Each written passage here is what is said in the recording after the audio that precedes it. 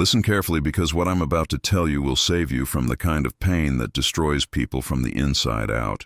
Thomas Hobbes understood something about human nature that most people spend their entire lives refusing to accept. Something so fundamental and so brutal that it makes grown men weep when they finally see it clearly. He knew that in the state of nature, before civilization's thin veneer of politeness and social contracts, human life is solitary, poor, nasty, brutish, and short. But here's what Hobbes really understood that you need to grasp right now. That state of nature never truly left us. It's still there, lurking beneath every smile, every handshake, every promise, every declaration of loyalty. The people around you, the ones you trust, the ones you confide in, the ones you would die for, they are all still operating from that primordial place where self-preservation trumps everything else, where your well-being becomes secondary the moment their survival instinct kicks in. You see, betrayal isn't an aberration of human behavior. It's not some moral failing that only affects the weak or the wicked. Betrayal is the default setting of the human condition, and understanding this isn't about becoming cynical, it's about becoming awake. When you truly comprehend that every person you encounter is primarily concerned with their own survival, their own advancement, their own comfort, then you stop being surprised when they choose themselves over you. You stop being devastated when they reveal their true nature. You stop being a victim of your own naive expectations about human loyalty and start becoming the architect of your own protection. The first warning sign that someone will betray you is so subtle that most people miss it entirely, but once you know what to look for, you'll see it everywhere. It's this. They consistently position themselves as the victim in every story they tell you. Listen to how people talk about their past relationships, their former jobs, their family dynamics, their friendships that ended badly. Do they ever take responsibility for their part in these failures? Do they ever acknowledge that maybe, just maybe, they contributed to the destruction? Or do they always paint themselves as the innocent party who was wronged, misunderstood, taken advantage of, or abandoned without cause? Here's what Hobbes would tell you about this pattern. A person who cannot acknowledge their own capacity for selfishness, manipulation, or harm is someone who has not made peace with their own nature. They are living in denial about who they really are, and people who cannot be honest about their own darkness will never be honest about their intentions toward you. They have created a narrative where they are perpetually innocent, which means that when they inevitably act in their own self-interest at your expense, they will find a way to justify it, to make you the villain in their story, to convince themselves that you deserved what they did to you. When someone tells you about their ex-partner who suddenly became jealous and controlling, ask yourself, what aren't they telling you? When they describe their former best friend who, out of nowhere, stopped talking to them, consider what role they might have played in that dissolution. When they complain about bosses who were unfair, colleagues who were competitive, or family members who were unsupportive, notice whether they ever pause to examine their own behavior. Because here's the brutal truth that Hobbes understood. We are all capable of terrible things when our interests are threatened, when our security is at stake, when our ego is bruised. The person who cannot admit this about themselves is the person who will blindside you when their mask inevitably slips. This first warning sign is so dangerous because it reveals something fundamental about how this person processes conflict and responsibility. They have constructed their identity around being innocent, which means they will go to extraordinary lengths to maintain that innocence, even if it means sacrificing you. They will rewrite history, gaslight you about your own experiences, and paint you as unreasonable, demanding, or crazy, rather than admit that they chose their own comfort over your well-being. When the time comes for them to choose between protecting you and protecting their self-image as a good person, they will choose their self-image every single time. The second warning sign is even more insidious because it masquerades as virtue, as care, as love. Watch carefully for people who consistently violate small boundaries while claiming to have your best interests at heart. They show up uninvited because they missed you too much to wait. They read your private messages because they were worried about you. They make decisions about your life without consulting you because they knew what was best. They share your secrets with others because they needed advice on how to help you. They overstep, they intrude, they control, and they manipulate, but they do it all under the banner of love and concern. Hobbes would recognize this behavior immediately as the actions of someone who fundamentally does not respect your sovereignty as an individual. They see you not as a separate person with your own agency and wisdom, but as an extension of themselves, a project to be managed, a problem to be solved, This is not love. This is possession. This is not care. This is control. And someone who does not respect your boundaries when the stakes are low will absolutely violate your trust when the stakes are high. These people are particularly dangerous because they have learned to weaponize your own desires for connection and care against you. They know that most people are starved for attention and affection, so they provide it in abundance, but always with strings attached. They love bomb you with intensity that feels intoxicating, but underneath that intensity is a transaction. I will give you the attention you crave, but in return, you will surrender your autonomy to me. You will let me decide what's best for you. You will prioritize my comfort over your own instincts. You will question your own judgment and defer to mine. Watch how they respond when you try to enforce a boundary. Do they respect it immediately and apologize for overstepping? Or do they argue with you, explaining why your boundary is unnecessary, unreasonable, or harmful? Do they make you feel guilty for having needs that conflict with their desires? Do they pout, withdraw, or punish you emotionally when you don't let them have their way? These responses tell you everything you need to know about their true intentions. Someone who genuinely cares about your well-being will respect your boundaries even when they don't understand them, even when those boundaries are inconvenient for them. The person who consistently violates small boundaries is conditioning you to accept larger violations. They are slowly eroding your sense of what's normal, what's acceptable, what you deserve. They are training you to prioritize their feelings over your own instincts, their comfort over your safety, their version of reality over your lived experience. By the time they commit their ultimate betrayal, you will have been so thoroughly conditioned to doubt yourself and prioritize their needs that you might not even recognize it as betrayal. You might blame yourself. You might think you deserved it. You might even thank them for it. The third warning sign is perhaps the most revealing of all, and it's this. Pay attention to how they talk about people who are not present. Listen to the casual cruelty in their voice when they describe someone's vulnerabilities. Notice the gleeful satisfaction they take in recounting someone else's failures or embarrassments. Watch their face light up when they share gossip that could damage someone's reputation. Observe how quickly they turn on people who were once in their inner circle. How easily they dismiss years of friendship or loyalty the moment that person becomes inconvenient or disappointing.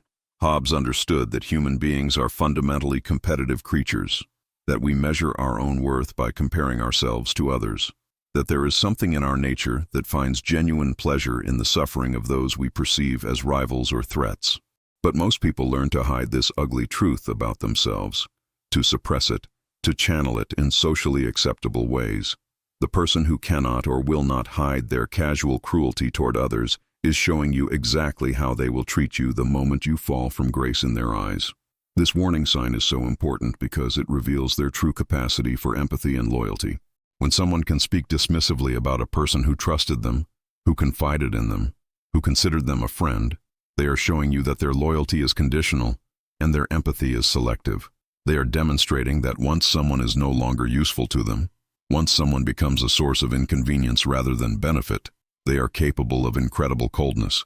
They can erase years of history, dismiss genuine affection, and reduce a human being to their worst moments or most embarrassing failures. Listen to how they talk about their ex-partners, their former friends, their previous employers, their family members who have disappointed them. Do they speak with the kind of casual venom that makes you uncomfortable? Do they seem to take pleasure in recounting these people's flaws and failures? Do they show any awareness that these people are complex human beings with their own struggles and perspectives? Or do they reduce them to caricatures of incompetence, malice, or pathology? The person who can speak cruelly about others will speak cruelly about you. The person who can dismiss someone they once claimed to love will dismiss you when your usefulness expires. The person who takes pleasure in recounting someone else's humiliation will find pleasure in causing your humiliation when it serves their purposes. They are showing you their capacity for cold-blooded assessment, their ability to turn off their emotional connection to someone who no longer serves their interests. But here's what makes this third warning sign so particularly insidious. These people often present themselves as discriminating, as having high standards, as being selective about who they associate with. They frame their cruelty as wisdom, their coldness as discernment. They convince you that you're special, that you're different from all those other people they've dismissed and discarded. They make you feel chosen, elevated, part of an exclusive club. And because most people desperately want to feel special, to feel chosen, to feel like they matter, they ignore the obvious implication. If this person can turn on everyone else, they can and will turn on you. Understanding these 3 warning signs is not about becoming paranoid or isolating yourself from human connection. It's about developing the kind of clear-eyed assessment of character that allows you to protect yourself while still remaining open to genuine relationships. Because here's what Hobbes also understood. While the state of nature reveals our capacity for selfishness and brutality, human beings are also capable of entering into genuine social contracts, real agreements based on mutual benefit and respect. We can choose to honor our commitments even when it's inconvenient. We can choose to protect each other even when there's no immediate benefit to ourselves. We can choose to be trustworthy even when betrayal would be easier. The difference between someone worth trusting and someone who will inevitably betray you is not that trustworthy people lack the capacity for selfishness. We all have that capacity.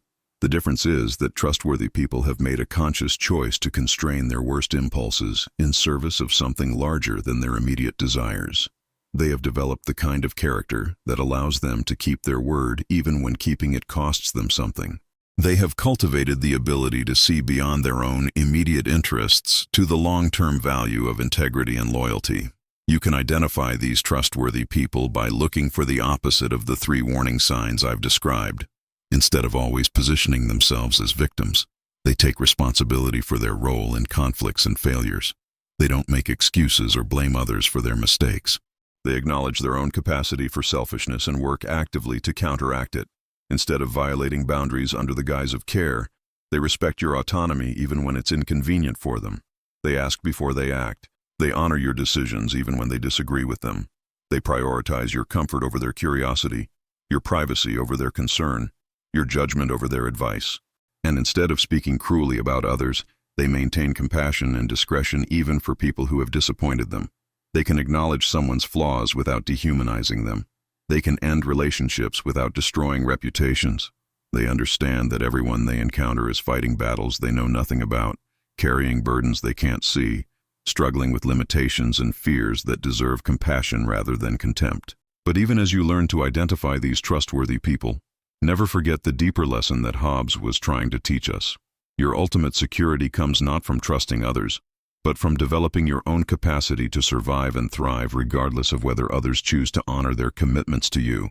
The person who builds their entire sense of safety and worth on the reliability of others is setting themselves up for devastation, because even the most trustworthy person is still human, still fallible, still capable of disappointing you. Your real power lies in developing the kind of inner strength and practical competence that allows you to weather any betrayal, to survive any abandonment, to rebuild after any loss. This doesn't mean becoming cold or closed off from human connection. It means becoming so fundamentally secure in your own worth and capabilities that you can love people without needing them, that you can trust people without depending on them, that you can open your heart without surrendering your power. When you understand that betrayal is always possible, you stop being devastated by it when it happens. When you accept that people are primarily motivated by self-interest, you stop taking it personally when they choose themselves over you. When you recognize that everyone you encounter is fighting for their own survival in a world that offers no guarantees, you develop compassion for their limitations while still protecting yourself from their potential cruelty. This is the paradox that Hobbes revealed but never fully resolved. We need each other to survive and thrive, but we cannot depend on each other absolutely. We must enter into social contracts and build communities and form relationships, but we must do so with our eyes wide open about human nature, with realistic expectations about what others can and will do for us, with backup plans for when those relationships fail. The truly powerful person is the one who can see people clearly, who can assess character accurately, who can identify the warning signs of betrayal without becoming cynical about the possibility of genuine connection. They can love without illusion, trust without naivety, commit without losing themselves. They understand that the greatest betrayal is not when someone else chooses themselves over you. It's when you choose someone else over yourself, when you sacrifice your own well-being, your own judgment, your own integrity for the illusion of security that comes from another person's approval or protection. So watch for these warning signs, but don't let them make you bitter. Let them make you wise. Let them teach you to value yourself enough to protect yourself. Let them show you the difference between genuine care and manipulative control, between healthy interdependence and dangerous codependence, between people who will stand by you in difficulty and people who will abandon you the moment your presence becomes inconvenient. Remember that in a world where betrayal is always possible, your loyalty to yourself is the only loyalty you can truly count on. Your commitment to your own growth, your own healing, your own empowerment is the only commitment that cannot be broken by someone else's choices. Your ability to create meaning and purpose and joy in your life, regardless of who stays or goes, is the only ability that guarantees your long-term happiness and security. This is not a pessimistic worldview. It's a realistic one. And realism, brutal as it may be, is the foundation of genuine empowerment. When you see clearly, you can choose wisely. When you understand human nature, you can work with it rather than against it. When you accept that everyone is fighting for their own survival, you can focus on becoming so competent at surviving that you can afford to be generous, so secure in yourself that you can afford to be vulnerable, so powerful in your own right that you can afford to love without attachment and trust without expectation. The person who has truly integrated these lessons becomes unbreakable, not because they are hard, but because they are flexible. Not because they expect nothing from others, but because they can handle anything others might do. Not because they isolate themselves from human connection, but because they connect from a place of strength rather than need, from abundance rather than scarcity, from choice rather than desperation. And in the end, this is the greatest protection against betrayal, becoming the kind of person whose life is so rich, whose sense of self is so strong, whose capacity for joy and meaning is so developed that no single person's betrayal can destroy you. When you reach that level of inner security, betrayal becomes nothing more than information about another person's character and limitations. It hurts, yes, but it doesn't devastate. It disappoints, certainly, but it doesn't define you. It changes your relationship with that person, but it doesn't change your fundamental sense of worth or your capacity for future happiness. This is what it means to truly understand Thomas Hobbes and the nature of human betrayal. Not to become cold or cynical, but to become wise and self-reliant. Not to expect the worst from everyone, but to be prepared for anything from anyone. Not to close your heart to love and connection, but to love and connect from a place of such fundamental security that no one else's choices can shake your foundation. In a world where betrayal is always possible, the person who cannot be broken by betrayal is the person who has transcended the very fear that makes betrayal so devastating in the first place. They have learned that their worth does not depend on others' recognition of it, that their security does not depend on others' commitment to it, that their happiness does not depend on others' contribution to it. They have become, in the truest sense, free,